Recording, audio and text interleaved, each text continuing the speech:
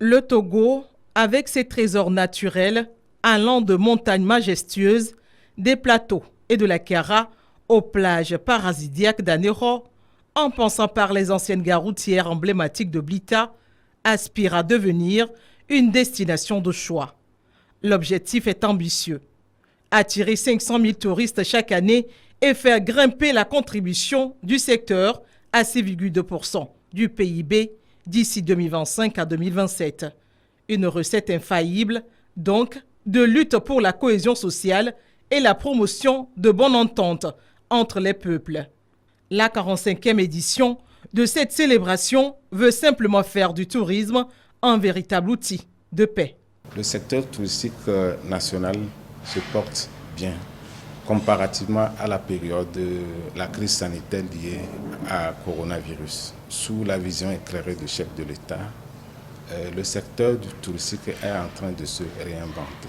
Tout d'abord, cette volonté a été traduite dans la feuille de route 2025 qui est concrétisée ou matérialisée par le programme ou projet 19 qui concerne le secteur touristique. La démarche appliquée pour développer le secteur, c'est la valorisation des potentialités touristiques, c'est la diversification de l'offre touristique.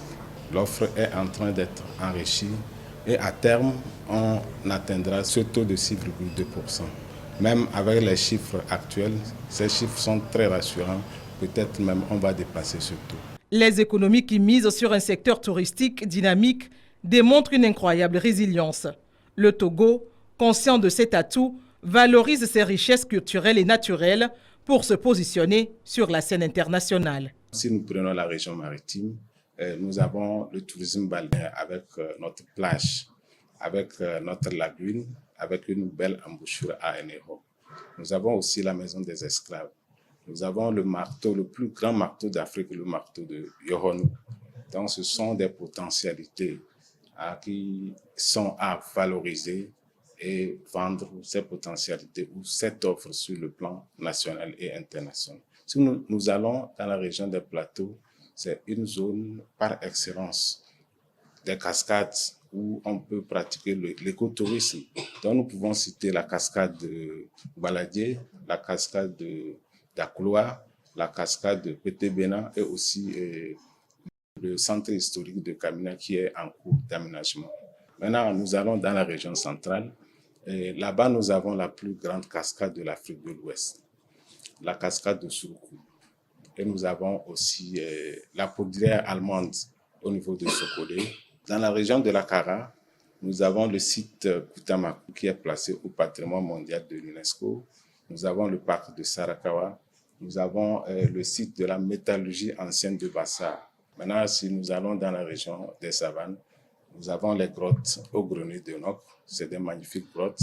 Nous avons les peintures rupestres de Namuduga et de Lotoku. Nous avons la mare aux hippopotames de Mango. Donc voilà en résumé quelques sites vedettes que notre pays regorge. Les défis sont nombreux, mais le pays se dote de stratégies claires. L'implication du secteur privé jouera un rôle crucial dans l'atteinte de ces objectifs. Je citerai entre autres la participation du Togo aux foires internationales du tourisme en Europe. C'est l'État qui met à disposition des privés le stand. Alors nous sommes invités à y participer en présentant les produits touristiques de notre pays. J'espère encore que ces participations vont reprendre parce que depuis Covid-19, c'est le silence total. L'Organisation mondiale du tourisme nous invite, nous incite à consommer aussi nos produits locaux. Nos produits locaux, ce sont nos sites. J'invite tout le monde à participer et surtout dans les programmes que nous concevons ces temps-ci avec le ministère. D'ici là, s'il le faut, on va intégrer une partie du tourisme dans les écoles pour inciter la génération à venir à faire du tourisme. Entre la mise en valeur de sites historiques, la construction des musées d'histoire sur le site de Kamina et la création d'un espace de reboisement au patrimoine culturel de Kutamaku, le Togo s'engage à faire du tourisme un véritable moteur de son développement économique.